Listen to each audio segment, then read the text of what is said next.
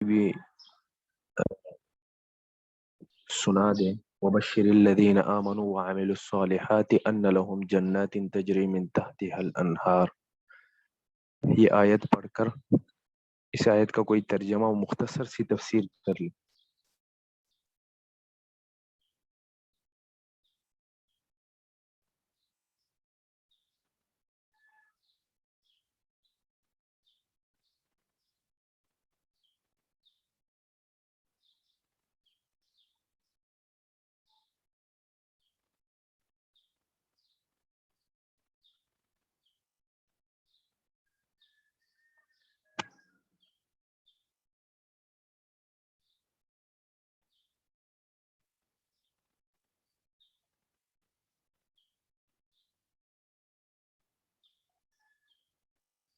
جی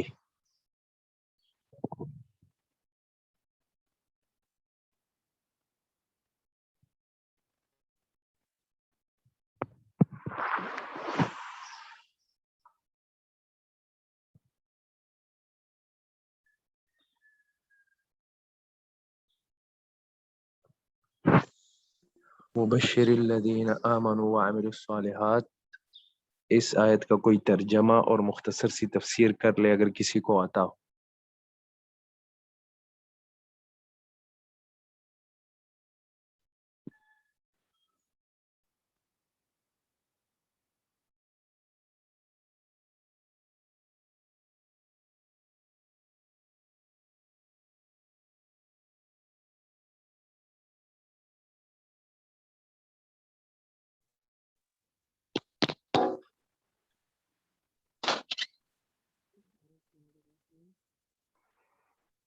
وبشر الذین آمنوا، اور یہ خوشخبری ہے ان لوگوں کے لیے جی جو ایمان عمل الصالحات اور نیک اعمال کیے، ان لهم جنات تجری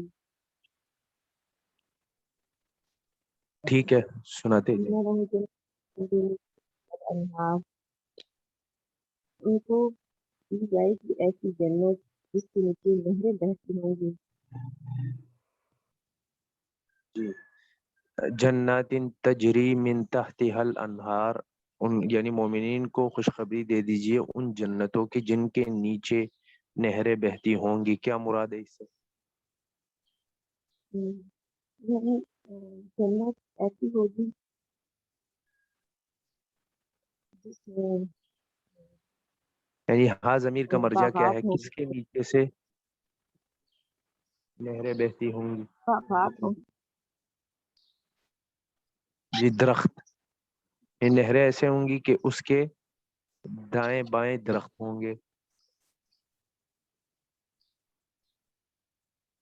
اس کا فرق سمجھا دیجیے۔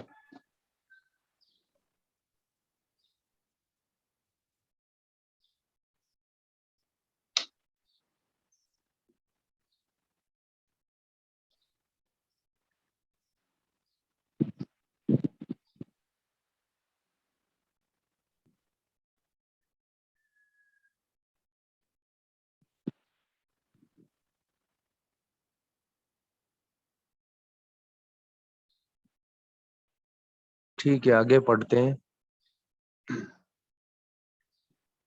ان اللہ، اعوذ باللہ من الشیطان الرجیم، بسم اللہ الرحمن الرحیم۔ ان اللہ لا يستحيي ان يضرب مثلا ما بعوضة فما فوقها فأما الذين آمنوا فيعلمون أنه الحق من ربهم وأما الذين كفروا فيقولون ماذا أراد الله بهذا مثلا يضل به كثيرا ويهدي به كثيرا وما يضل به إلا الفاسقين۔ اس آیت کا کچھ ترجمہ بھی ہو گیا تھا، اس کے شان نزول بھی میں نے بتا دیے تھے۔ ان اللہ لا یستحیی ان یضرب مثلا ما بعوضة فما فوقها، بے شک اللہ تعالی لا یستحیی نہیں چھوڑتے ان یضرب مثلا ما بعوضة فما فوقها، اس بات کو نہیں چھوڑتے کہ وہ کسی مثال کو بیان کرے مچھر کی، فما فوقہا، یا اس سے اوپر کی چیز کی، چاہے وہ حجم میں بڑا ہو، فوق ہو بڑا ہو حجم میں، یعنی اس کی جسامت بڑی ہو، جیسے مکھی، یا مچھر سے بڑا ہوا ہو حقارت میں، اور وہ مچھر کا پر ہے۔ فَأَمَّا الَّذِينَ آمَنُوا فَيَعْلَمُونَ أَنَّهُ الْحَقُّ مِنْ رَبِّهِمْ، بہرحال وہ لوگ جو ایمان لائے، فَيَعْلَمُونَ وہ جانتے ہیں، أَنَّهُ الْحَقُّ مِنْ رَبِّهِمْ کہ یہ مثال ان کے رب کی طرف سے حق ہے، یا انہو کا مطلب یہ ہے کہ یہ قرآن پاک ان کے رب کی طرف سے حق ہے۔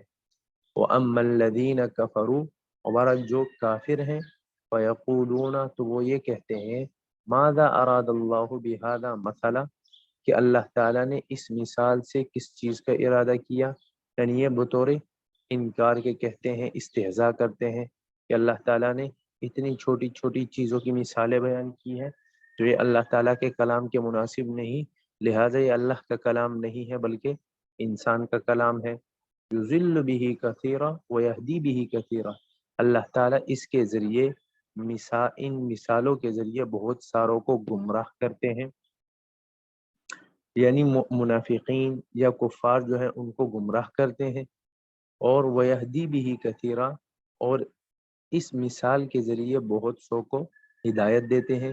مومنین یہ کہتے ہیں کہ یہ مثال اللہ کی طرف سے ہے اور اللہ کی طرف سے یہ حق ہے، ان کو ہدایت دیتے ہیں، اور منافقین کی ضلالت اور منافقت میں اور کفار کے کفر میں اور اضافہ ہوتا ہے ان مثالوں کے ذریعے۔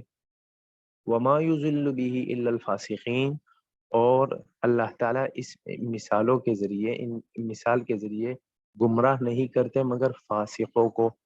فاسقین یہ جمع ہے فاسق کی، فاسق کہتے ہیں الخارج عن حدود اللہ، یعنی فاسق کا معنی یہ ہے جو اللہ تعالیٰ کی حدود سے خارج ہو چکا ہو، جو اللہ کی حدود سے خارج ہو چکا ہو اس کو کہتے ہیں فاسق۔ تو فاسق گناہگار مومن کو بھی شامل ہے اور فاسق کافر کو بھی شامل ہے، کیونکہ کافر بھی اللہ کی حدود سے خارج ہوتا ہے، لیکن فسق کا جو اعلیٰ درجہ ہے وہ کفر ہے، فسق کا اعلیٰ درجہ کفر ہے۔ تو اس وجہ سے یہاں فاسقین سے مراد کافرین ہے کہ اس مثال کے ذریعے اللہ تعالیٰ گمراہ نہیں کرتے مگر کفار کو۔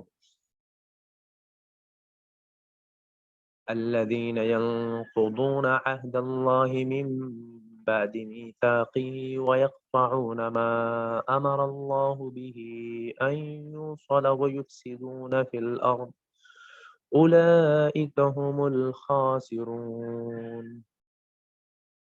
ينقضون کا معنی ہے توڑنا، عہد وعدے کو کہتے ہیں، میثاق کہتے ہیں مضبوط کرنا، یقطعون قطع یقطع کا معنی ہے کاٹنا توڑنا، امارا حکم دینا، یوصل اوصل یوصل ایصالا کا معنی ہے جوڑنا، یفسدون فساد برپا کرنا، الخاسرون گھاٹے میں ہونا، نقصان کرنا۔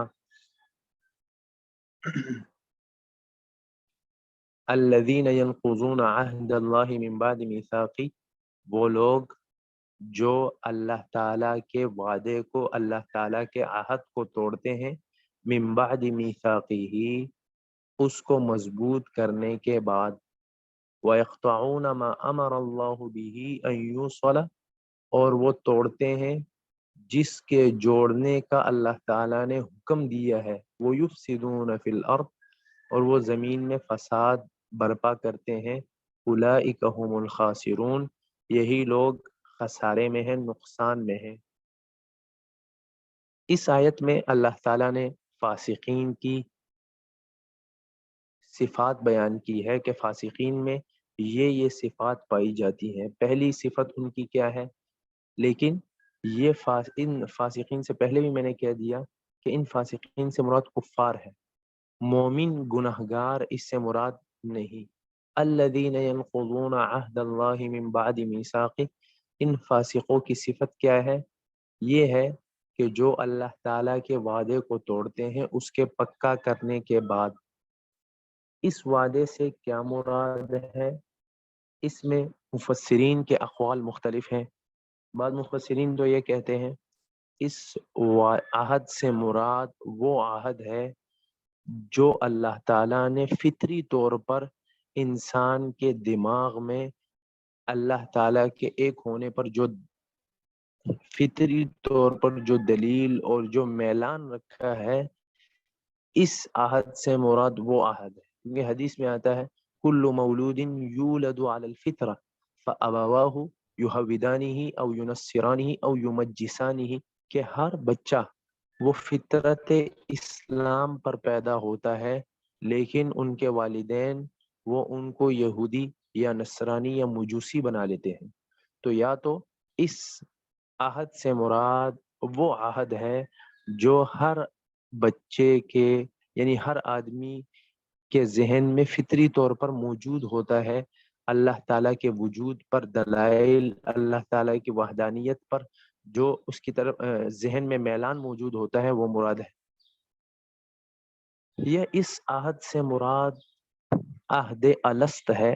عہد الست سے مراد وہ عہد ہے کہ جب اللہ تعالیٰ نے بنی آدم کو عالم ارواح میں بنی آدم یعنی آدم علیہ الصلوۃ والسلام کی تمام ذریت، تمام اولاد کو ایک میدان میں کھڑا کیا اور ارواح سے یعنی روحوں کو زندہ کیا، اور پھر ان روحوں سے ایک وعدہ لیا، اور وہ وعدہ اللہ تعالیٰ قرآن پاک میں فرماتے ہیں الست بربکم وَإِذْ أَخَذَ رَبُّكَ مِنْ بَنِي آدَمَ مِنْ ظُهُورِهِمْ ذُرِّيَّتَهُمْ وَأَشْهَدَهُمْ عَلَىٰ أَنفُسِهِمْ الست بربکم، کہ اللہ تعالیٰ نے سب سے پہلے ان کو آدم علیہ الصلوۃ والسلام کی پشت سے زندہ کیا، ارواح کو زندہ کیا، اور ارواح سے یہ وعدہ لیا الست بربکم، کہ میں تمہارا رب نہیں ہوں؟ تو سب نے کہا قالوا بلا، کیوں نہیں ہو آپ؟ یعنی سب سے ربوبیت کا وعدہ لیا، اپنی ربوبیت کا وعدہ لیا، لیکن انسان کافر یہاں آ کر اللہ تعالیٰ کے وعدے کو بھول چکا۔ تو اس عہد سے مراد یا عہد الست ہے، لیکن آپ یہ نہیں کہہ سکتے کہ عہد الست ہمیں تو یاد نہیں ہے، عہد الست یہ کب ہوا ہے ہمیں تو بالکل پتہ نہیں، تو ہمیں تو یہ بھی یاد نہیں ہوتا کہ کل رات ہم نے کیا چیز کھائی ہے، کل صبح ہم نے کیا ناشتہ کیا ہے۔ تو عہد الست ہوا ہے ہمیں کون، مثلاً انسان جس یعنی اپنی والدہ سے پیدا ہوتا ہے تو اس کو وہ بھی یاد نہیں ہوتا، لیکن اس کے خاندان والے اس کو کہتے ہیں کہ تم اس کی اولاد ہو، تو ہمیں تو یہ بھی یاد نہیں ہے۔ لیکن بعض انبیاء اور بعض اولیاء کے بارے میں آتا ہے، وہ فرماتے ہیں کہ عہد الست وہ ہمارے کانوں میں ایسے گونج رہا ہے جیسے ابھی ہوا ہو، اور کچھ کی بات یہ یعنی کافی ہے، جیسے خاندان میں کچھ لوگ آپ کو یہ کہہ دیتے ہیں کہ آپ فلاں کی اولاد ہو، تو یہ کافی ہوتی ہے۔ تو اسی طرح بعض اولیاء نے جو یہ کہہ دیا کہ ہم نے عہد الست ہمارے ذہن میں ابھی بھی موجود ہے، تو وہ کافی ہے۔ وَيَقْطَعُونَ مَا أَمَرَ اللَّهُ بِهِ أَن يُوصَلَ وَيُفْسِدُونَ فِي الْأَرْضِ، ایک صفت تو ان کی یہ بیان ہوئی کہ وہ اللہ تعالیٰ کے عہد کو، اللہ تعالیٰ کے وعدوں کو توڑتے ہیں پکا کرنے کے بعد۔ وَيَقْطَعُونَ مَا أَمَرَ اللَّهُ بِهِ أَن يُوصَلَ، اور جس کے جوڑنے کا اللہ تعالیٰ نے حکم دیا ہے اس کو توڑتے ہیں، جس کے جوڑنے کا اللہ تعالیٰ نے حکم دیا ہے، یعنی محرم سے، محرم رشتہ داروں سے صلہ رحمی، ان سے تعلقات اچھے رکھنا، ماموں، چاچا، تایا اور والدین، بہن، بھائی، جو محرم رشتہ دار ہیں ان سے تعلقات اچھے رکھنا، ان سے بنا کر رکھنا، صلہ رحمی جسے کہتے ہیں۔ ان کے جوڑنے کا اللہ نے حکم دیا ہے، لیکن ان کفار کی صفت کیا ہے کہ اس کو توڑتے ہیں، یا اس سے مراد ہر قسم کا جو اللہ نے حکم دیا ہے، تمام افعال جس کے جوڑنے کا اللہ نے حکم دیا ہے اور جس کے کرنے کا اللہ نے حکم دیا ہے، جیسے نماز پڑھنا، روزہ رکھنا وغیرہ وغیرہ، ان کو توڑنا یعنی نماز نہ پڑھنا، یا یہ عام ہے، تمام چیزوں کو شامل ہے، صرف صلہ رحمی اس میں نہیں ہے بلکہ تمام چیزوں کو شامل ہے، اللہ تعالیٰ کے تمام احکامات کو شامل ہے۔ وَيُفْسِدُونَ فِي الْأَرْضِ، اور وہ زمین میں فساد برپا کرتے ہیں، اولئک هم الخاسرون، یہی لوگ خسارے میں ہیں، یعنی دنیا میں بھی خسارے میں ہوں گے اور آخرت میں بھی ان کا نقصان ہوگا، آخرت میں بھی یہ خسارے میں ہوں گے۔ كيف تكفرون بالله وكنتم أمواتا فأحياكم ثم يميتكم ثم يحييكم ثم إليه ترجعون۔ تکفرون کفر کرنا، کنتم امواتا مردہ، اموات یہ میتن کی جمع ہے اور میت کہتے ہیں مردے کو، احیا کا معنی ہے زندہ کرنا، اور یمیتو کا معنی ہے مارنا، موت دینا، اور یحیی کا معنی ہے زندہ کرنا، ترجعون لوٹانا، کیف تکفرون باللہ، تو ترجمہ یہ ہوا کیف تکفرون باللہ، کیسے تم اللہ کا انکار کرتے ہو، وکنتم امواتا، اس حال میں کہ تم مردہ تھے، فاحیاکم، پھر اللہ تعالیٰ نے تمہیں زندہ کیا، ثم یمیتکم، پھر اللہ تعالیٰ تمہیں موت دے گا، ثم یحییکم، پھر اللہ تعالیٰ تمہیں زندہ کرے گا، ثم الیہ ترجعون، پھر اللہ ہی کی طرف تمہیں لوٹایا جائے گا۔ یہاں اللہ تعالیٰ اپنی وحدانیت پر دلیل دے رہے ہیں کہ جب اللہ تعالیٰ نے یہ کام کیے، تمہیں زندگی دی، تمہیں مارا اور تمہیں موت دی، تو اللہ تعالیٰ ہی کی وحدانیت کے قائل ہو جاؤ، بتوں کو چھوڑ دو۔ کیف تکفرون باللہ، تم کیسے اللہ تعالیٰ کا انکار کر سکتے ہو، وکنتم امواتا، اس حال میں کہ تم مردہ تھے، اس سے مراد یعنی اس میں دو قول ہیں، تم مردہ تھے یعنی بالکل موجود ہی نہیں تھے، معدوم تھے، اور پھر اللہ تعالیٰ نے تمہیں زندگی دی، دنیاوی زندگی دی، یا امواتن سے مراد یہاں یہ ہے کہ تم اپنے والد کے پشت میں تم بالکل یعنی نطفہ تھے، اور پھر کیا کیا، فَأَحْيَاكُمْ، تمہیں دنیاوی زندگی دی، فَأَحْيَاكُمْ ثُمَّ يُمِيتُكُمْ، پھر دنیا کی زندگی کے بعد اللہ تعالیٰ تمہیں موت دے گا اور تم قبر میں جاؤ گے، عالم برزخ شروع ہو جائے گا، ثُمَّ يُحْيِيكُمْ، پھر قیامت کے دن پھر اللہ تعالیٰ تمہیں زندہ کریں گے، یعنی قیامت کے دن اللہ تعالیٰ تمہیں دوبارہ زندہ کریں گے، ثم الیہ ترجعون، اور پھر اسی کی طرف تمہیں لوٹایا جائے گا، تمہیں اپنے اعمال کی جزا اور سزا ملے گی۔ قرآن پاک میں اللہ تعالیٰ ایک اور جگہ بھی ارشاد فرماتے ہیں، ربنا امتنا اثنتین واحییتنا اثنتین فاعترفنا بذنوبنا، اے ہمارے رب، آپ نے ہمیں دو موتیں دی اور دو زندگیاں دی، تو ان دو موتوں سے مراد، دو زندگیوں سے مراد کیا ہے، وہ یہی ہے جو اس آیت میں بیان ہوا۔ پہلی موت کون سی ہے؟ پہلی موت یا تو یہ ہے کہ بالکل عدم تھا اور پھر اللہ تعالیٰ نے وجود دیا، یہ موت، اس موت سے مراد یہ موت، یا پہلی موت سے مراد یعنی تم اپنے والد کا نطفہ تھے، یہ مراد ہے پہلی موت۔ اور دوسری موت جو ہے وہ ہے جب آدمی دنیا میں آتا ہے اور دنیا میں اپنی زندگی گزار کر مر جاتا ہے، یہ دوسری موت ہے۔ اور دو زندگیاں دی، دو زندگیوں سے کون سی زندگیاں مراد ہے؟ پہلی زندگی دنیاوی زندگی، اور دوسری زندگی جو آخرت میں اللہ تعالیٰ قیامت کے دن تمام لوگوں کو سور پھونکنے کے وقت زندہ کریں گے، وہ زندگی مراد ہے۔ تو دو موتیں ہیں اور دو زندگیاں ہیں، یہی اللہ تعالیٰ فرما رہے ہیں وَكُنْتُمْ أَمْوَاتًا، تم مردہ تھے، فَأَحْيَاكُمْ، پھر اللہ تعالیٰ نے تمہیں زندہ کیا، ثُمَّ يُمِيتُكُمْ، پھر اللہ تعالیٰ تمہیں موت دے گا، ثُمَّ يُحْيِيكُمْ، پھر اللہ تعالیٰ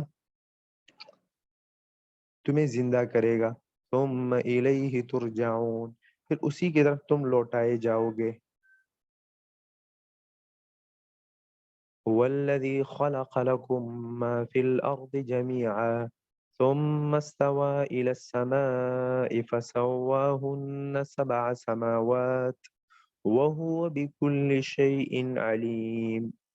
خلق کا معنی ہے پیدا کرنا، ارض کا معنی ہے زمین، جمیعاً تمام کے تمام، استوا کا معنی ہے ارادہ کرنا،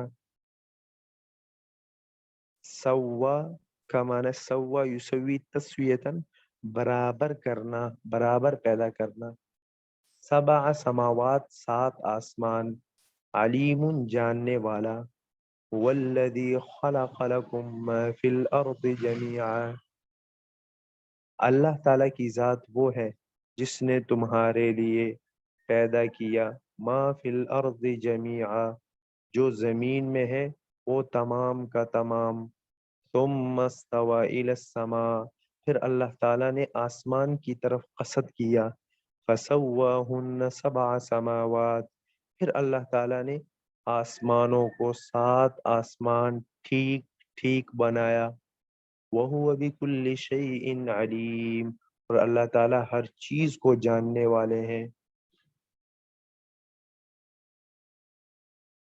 وَالَّذِي خَلَقَ لَكُم مَّا فِي الْأَرْضِ جَمِيعًا، اللہ تعالیٰ نے تمہارے لیے جو زمین میں ہے وہ تمام کا تمام پیدا کیا، یعنی زمین میں جتنی بھی چیزیں ہیں، چاہے وہ لباس ہے، چاہے وہ کھانے سے متعلق غلہ جات ہیں، جتنی بھی چیزیں ہیں تمام کی تمام چیزوں کو اللہ تعالیٰ نے پیدا کیا، ثم استوى الى السماء، پھر اللہ تعالیٰ نے آسمان کی طرف قصد کیا، فسواہن سبع سماوات، پھر اللہ تعالیٰ نے آسمانوں کو ٹھیک سات آسمان بنائے، سواہن بالکل برابر بنایا، مطلب یہ ہے کہ آسمان میں تمہیں کوئی دڑار نظر نہیں آئے گی، بالکل ٹھیک ٹھیک بنایا، کیونکہ اللہ تعالیٰ کی تخلیق کامل ہے، اس میں کوئی نقص نہیں ہے۔ سورہ ملک میں آتا ہے کہ تم آسمان کی طرف دیکھو گے، فرجع البصر هل ترى من فطور،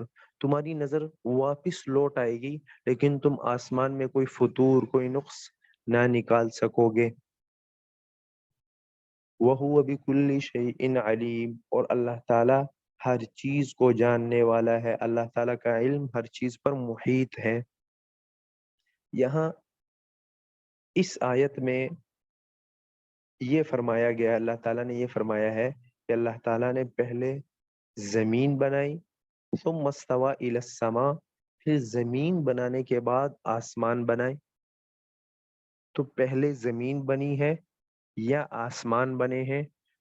تو اکثر مفسرین کی رائے یہی ہے کہ پہلے زمین بنائی گئی ہے اور پھر آسمان بنایا گیا ہے، اور کسی عمارت کی تعمیر بھی ایسے ہوتی ہے، پہلے بنیادیں رکھی جاتی ہیں، اس کے بعد اس پر چھت رکھا جاتا ہے۔ لیکن قرآن پاک کی دوسری آیت سورہ نازعات میں یہ آتا ہے کہ وَالْأَرْضَ بَعْدَ ذَلِكَ دَحَاهَا رَفَعَ سَمْكَهَا فَسَوَّاهَا، اللہ تعالیٰ نے اس کی چھت کو بلند کیا، پھر اللہ تعالیٰ بعد میں فرماتے ہیں وَالْأَرْضَ بَعْدَ ذَلِكَ دَحَاهَا، زمین اس کے بعد یعنی آسمان کے بعد زمین کو دہاہا بچھایا، اس سے پتہ چلتا ہے کہ زمین کو پہلے بنایا ہے۔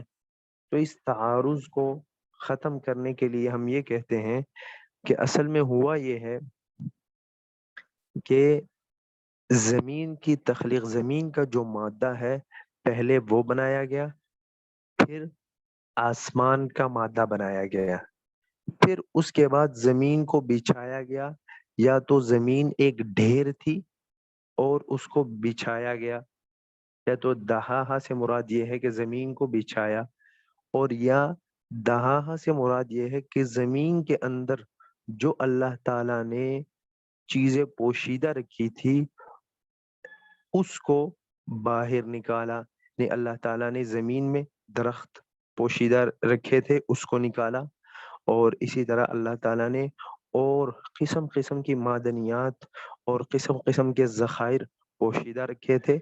آسمان بنانے کے بعد ان چیزوں کو باہر نکالا۔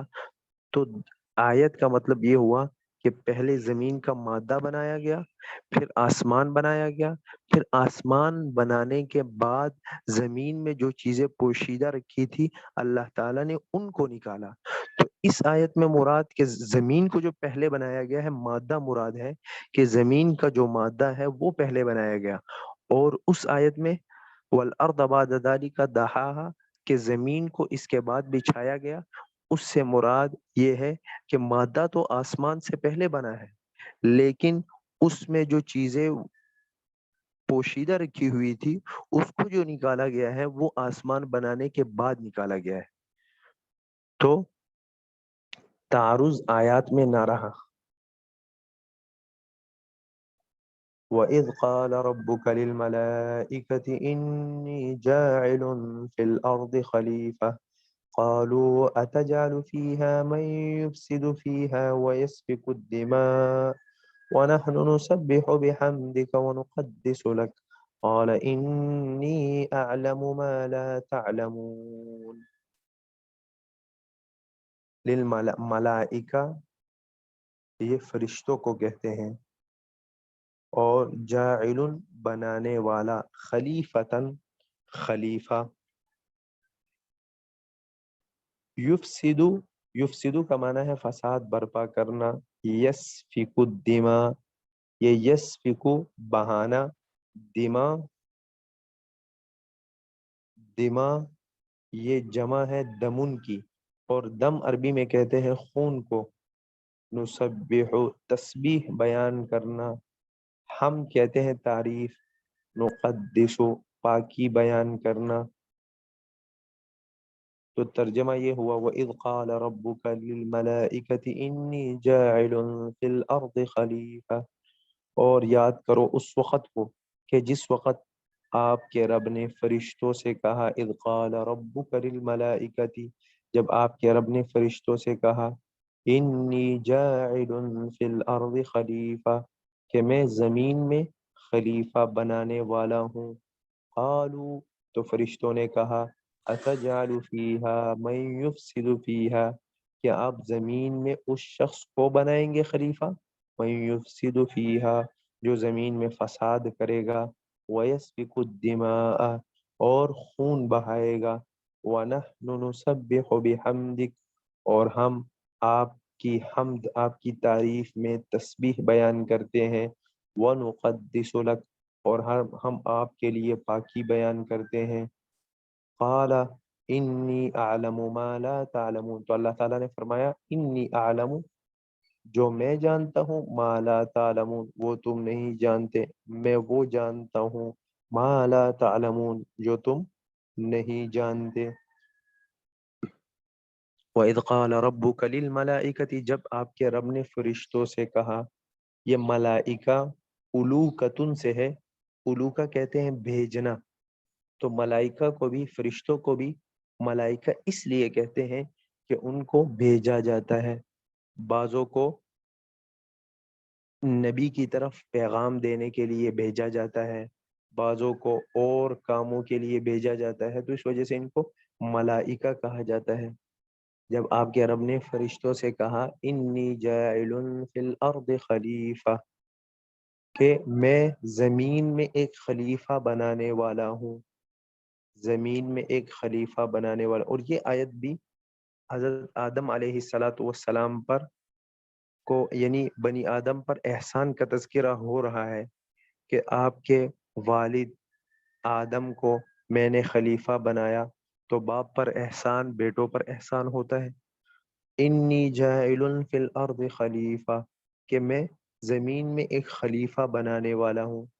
خلیفتاً کی دو تفسیریں کی گئی ہیں، یعنی اللہ تعالیٰ فرما رہے ہیں کہ یا تو اس سے مراد عام خلیفہ مراد ہے کہ میں زمین میں خلیفہ بنانے والا ہوں، یعنی کچھ لوگوں کو خلیفہ بناؤں گا، دوسرے لوگ اس کی پیروی کریں گے، یا اس سے مراد اس خلیفہ سے مراد حضرت آدم علیہ الصلاۃ والسلام ہے کہ میں زمین میں خلیفہ بنانے والا ہوں، یعنی آدم علیہ الصلاۃ والسلام کو بھیجنے والا ہوں جو میرا خلیفہ ہوگا۔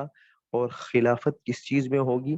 تاکہ جو میرے احکام ہے اس کو دنیا میں نافذ کر سکے۔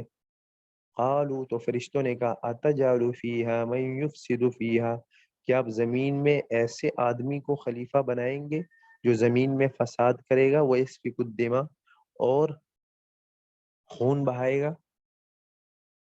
قالوا اتجعل فیہا من یفسد فیہا، یہ فرشتوں نے جو کہا یہ کیسے انہوں نے کہہ دیا کہ زمین میں یہ فساد وغیرہ کرے گا؟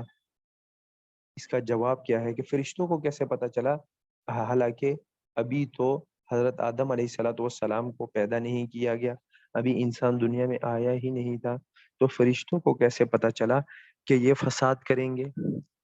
اس کا پہلا جواب یہ ہے، فرشتوں کو پتہ ایسے چلا، انہوں نے اصل میں انسانوں کو جنات پر قیاس کیا، کیونکہ جنات انسانوں سے پہلے پیدا ہوئے تھے، تو انہوں نے بہت زیادہ فساد برپا کیا اور خون بہایا گیا، انہوں نے ایک دوسرے کا بہت خون بہایا۔ پھر اللہ تعالیٰ نے فرشتوں کو بھیجا اور بعضوں کو قتل کر دیا اور بعض سمندر اور جنگلوں کی طرف چلے گئے۔ تو فرشتوں نے انسانوں کو انہی پر قیاس کیا کہ جیسے انہوں نے فساد برپا کیا تھا، ایک دوسرے کا خون بہایا تھا، تو یہ جو انسان ہے یہ بھی ایسے کریں گے۔ یا خلیفہ کے لفظ سے فرشتوں نے یہ جان لیا تھا کہ ان میں فساد اور خون ریزی ہوگی۔ وہ ایسے کہ خلیفہ تو اسے کہتے ہیں کہ جو دو آدمیوں کے درمیان صلح کرے، یعنی خلیفہ کا مقام ہی یہ ہوتا ہے کہ جب جھگڑا ہو تو اس جھگڑے کا حل بتائے، اس جھگڑے کو حل کرے۔ تو فرشتوں نے یہ کہا کہ جھگڑے بھی ہوں گے، تو جب جھگڑے ہوں گے فساد خون ریزی سب کچھ ہوگا، تو خلیفہ کے لفظ سے ان کو پتہ چلا۔ اور یا یہ دو جواب کافی ہیں، تو یا تو خلیفہ کے لفظ سے پتہ چلا، اور یا فرشتوں نے انسانوں کو جنوں پر قیاس کیا، اس وجہ سے انہوں نے یہ سوال کیا اتجعل فیہا من یفسد فیہا ویسفک الدماء وَنَحْنُ نُسَبِّحُ بِحَمْدِكَ وَنُقَدِّسُ لَكَ۔ یا اللہ، اگر آپ کو فرشتوں نے کہا اگر آپ کو عبادت ہی چاہیے تو عبادت ہم کر لیں گے، عبادت تو ہماری غذا ہے، ہم عبادت کر لیں گے۔ نُسَبِّحُ بِحَمْدِكَ، ہم آپ کی حمد میں تسبیح بیان کریں گے، اور وَنُقَدِّسُ لَكَ، اور آپ کی پاکی بیان کریں گے۔ جو چیز آپ کے مناسب نہیں ہے، آپ کے لائق نہیں ہے، ان تمام چیزوں سے ہم آپ کی پاکی بیان کریں گے۔ جو کفار آپ کے بارے میں غلط باتیں منسوب کرتے ہیں، ان سے ہم آپ کی پاکی بیان کریں گے۔ تو عبادت کے لیے تو ہم کافی ہیں، پھر خلیفہ بنانے کی کیا ضرورت؟ تو اللہ تعالیٰ نے فرمایا انی اعلم ما لا تعلمون، میں وہ بات جانتا ہوں جو تم نہیں جانتے، یعنی تمہاری عبادت وہ کمال نہیں ہے بلکہ کمال انسان کی عبادت ہے۔ اس کی وجہ یہ ہے کیونکہ کمال وہ چیز ہوتی ہے جو یعنی فطرت کے خلاف جو کام کیا جائے وہ کمال ہوتا ہے، جو فطرت کے مطابق کام کیا جائے وہ کمال نہیں ہوتا۔ اب کوئی کہے کہ میں رات کو جلدی سو جاتا ہوں اور صبح میں 11 یا 12 یا 1 بجے اٹھتا ہوں، لیٹ اٹھتا ہوں، تو یہ کمال کی بات نہیں ہے۔ کیوں؟ کیونکہ اس نے جو کام کیا ہے وہ فطرت کے مطابق کام کیا، فطرت بھی یہی چاہتی ہے کہ بندہ زیادہ سوئے، طبیعت کے مطابق کام کیا ہے، طبیعت کے مطابق اس نے کام کیا ہے، طبیعت کے خلاف کام نہیں کیا۔ کمال یہ ہے کہ کوئی آدمی یہ کہے کہ میں 2-3 گھنٹے ہی 24 گھنٹوں میں سوتا ہوں، تو اس نے طبیعت کے خلاف کام کیا ہے، یہ کمال ہے۔ تو اسی طرح فرشتوں کی عبادت یہ کمال نہیں تھی، اس وجہ سے کہ فرشتوں کی طبیعت ہی یہی تھی فرشتوں کی غذا ہی یہی تھی، ان میں اللہ تعالیٰ نے گناہ کا مادہ رکھا ہی نہیں، لیکن انسان کی عبادت وہ کمال ہے۔ کیوں؟ کیونکہ انسان کی عبادت یہ اس کی طبیعت کے خلاف ہے، اس کی طبیعت یہ کہتی ہے کہ عبادت نہ کی جائے، لیکن اپنی طبیعت کے خلاف جب کام کرتا ہے تو یہ کمال ہے۔ تو انی اعلم ما لا تعلمون، اللہ تعالیٰ فرماتے ہیں میں وہ بات جانتا ہوں جو تم نہیں جانتے۔ آج کے لیے اتنا ہی کافی ہے، انشاءاللہ وعلم آدم الاسماء کلھا سے کل پڑھیں گے۔ کسی نے کوئی بات پوچھنی ہو تو پوچھ سکتا ہے۔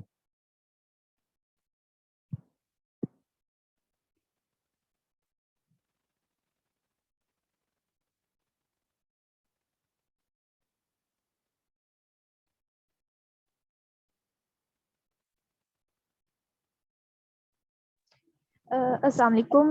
میں نے یہ سوال پوچھنا ہے کہ اگر کوئی شرک کوئی مسلمان ہوتے ہوئے ایسا انسان جو مسلمان ہو لیکن اس کا شرک ہوتا ہے کسی بھی صورت میں، تو جب وہ اللہ تعالیٰ نے تو کہا ہے نا کہ ہر گناہ معاف ہوگا سوائے شرک کے، تو وہ اگر توبہ کرتا ہے اس سے تو پھر اس کو اس کی توبہ قبول کی جائے گی، ایسا کچھ ہے اس میں؟ اصل میں یہ جو آیت ہے اس کو آپ سمجھ لیں، ان اللہ لا یغفر ان یشرک بہ ویغفر ما دون ذلک لمن یشاء۔ اللہ تعالیٰ قرآن پاک میں فرماتے ہیں کہ اللہ تعالیٰ ہر گناہ کو معاف کر دیں گے لیکن شرک کو معاف نہیں کریں گے۔ اس سے مراد آخرت کے اعتبار سے ہے کہ اگر کوئی آدمی توبہ کیے بغیر مشرک مر گیا تو کیا اس کی معافی ہوگی یا نہیں؟ تو اللہ تعالیٰ فرماتے ہیں مشرک کی معافی تو نہیں ہوگی، لیکن اگر گناہ کبیرہ کیا ہے اور وہ مر گیا بغیر توبے کے تو وہ اہل سنت والجماعت یہ کہتے ہیں کہ وہ اللہ تعالیٰ کی مشیت میں ہے، اللہ تعالیٰ چاہے تو اپنے فضل سے ان کبیرہ گناہوں کی سزا دے دے، اور اگر اللہ تعالیٰ چاہے تو ان کبیرہ گناہوں کو معاف کر کے اس کو جنت میں لے جائے۔ ہاں دنیا میں اگر کوئی شرک کرتا ہے توبہ کرتا ہے تو اس کی توبہ قبول ہے۔ یہ آیت اس بارے میں ہے کہ آخرت کے اعتبار سے کہ وہ مر گیا شرک کی حالت میں اور پھر یعنی توبہ کیے بغیر شرک کی حالت میں مر گیا۔ اچھا، ایک اور سوال یہ کہ مسلک اور فرقے میں کیا فرق ہے؟ کیونکہ لکھا ہے نا کہ 70 یا 72 فرقے ہیں اور ان میں سے ایک جماعت جو ہے وہ بغیر اس کے جو ہے جائے گی جنت میں، یا جو بھی جس طرح کے بھی الفاظ ہیں اس میں حدیث میں، تو اس کا مسلک اور فرقے میں کیا فرق ہے کہ مسلک الگ الگ مسلک سے کوئی بھی مسلک کا جو ہے اس سے مل کر ایک جماعت بنے گی، یا اس طرح میں پوچھنا چاہ رہی ہوں۔ وہ مسلک کا ویسے لغوی معنی کیا ہے؟ مسلک کا لغوی معنی ہے یہ سلکہ یسلکو سے ہے چلنا، تو مسلک کا معنی ہوا چلنے کی جگہ۔ مسلک بظاہر جو ایک فرقے کا موقف ہوتا ہے اس کو مسلک کہتے ہیں، اور فرقہ وہ فرقہ ہوتا ہے یعنی ایک گروہ جن کے مختلف عقائد و مسائل ہوں وہ فرقہ ہوگا، لیکن ان کے موقف چاہے وہ فروعی ہوں یا اعتقادی ہوں وہ مسلک ہوگا۔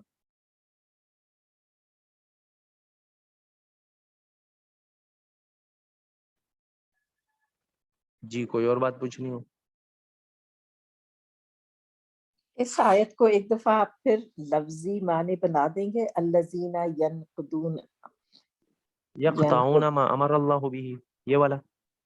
اچھا، الذین ینقضون عہد اللہ من بعد میثاقہ، فاسق وہ لوگ ہیں ینقضون عہد اللہ جو اللہ تعالیٰ کے وعدے کو توڑتے ہیں، من بعد میثاقہ اس کو پکا کرنے کے بعد، وَيَقْطَعُونَ مَا أَمَرَ اللَّهُ بِهِ اور وہ توڑتے ہیں ما امر اللہ به جس کا ما امر اللہ به ان یوصل جس کے جوڑنے کا اللہ تعالیٰ نے حکم دیا۔ جی تو توڑنے کا کون سا لفظ کو توڑنے کے وہ تین؟ جی قصد، جی یہ یقطعون کا معنی ہے کاٹنا، قطع یقطع قطعا کا معنی ہے کاٹنا، لیکن ہم ادھر توڑنے کا معنی جس کے جوڑ، کیونکہ جوڑنے کے مقابل لفظ آتا ہے توڑنا تو اس لیے ہم توڑنے کا معنی کر لیتے ہیں۔ جی آپ کاٹنے کا معنی بھی کر سکتے ہیں. یقطعو کے مطلب توڑنا. جی اور جی ہاں اور اصل جو معنی تو اس کا کاٹ. جی اچھا اور جوڑنے کا کیا بتایا آپ نے؟ یوصلا یوصلا این یوصلا اوصلا جی یوصلا اس کا معنی ہے جوڑنا. وہ آگے وہ پچھلی آیت میں تھا یوصلا، ہم نے کہاں نہیں پڑھا؟ ما امر اللہ به ان یوصلا جی جی جس جی کے بالکل. جوڑنے کا اللہ تعالیٰ نے حکم دیا ہے. تو ان یوصلا کا معنی جوڑنا. جی وَيُفْسِدُونَ اور یفسدون یہ جمع ہے. یفسد ہاں یفسدون جمع کا صیغہ ہے، جمع مذکر غائب کا صیغہ. جی اور یہ فساد سے. جی فساد سے ہے. جی یہ ہے افساد سے، افساد. متعدی ہے یعنی فساد مچانا. ایک ہے ہم، فساد، ہاں ٹھیک ہے، تو متعدی ہے فساد برپا کرنا. جی بالکل. جی بہت شکریہ. جی کوئی اور بات کسی نے پوچھی؟ اچھا کیا تھا آپ نے سوال سے شروع کیا آج کا کلاس. جی تو انہیں بتایا نہیں. مجھے پتا تھا، لیکن تو اگر کوئی نہیں بتا پا رہا ہے تو ہم بیچ میں بول سکتے ہیں، جس سے آپ پوچھ رہے ہیں اس سے اسی کو بولنا ہے. نہیں میں نے تو مطلق پوچھا تھا کہ کوئی جی بھی بتا دے جس کو آتا ہو. اچھا تو جو میں بھی بتا دے گا ٹھیک ہے، کوئی ایسے بات ہی نہیں. کل تو آپ نے بہت زور دیا تھا اس بات پہ کہ درخت کے نیچے درخت اوپر ہے. تو مجھے یاد تھی وہ بات.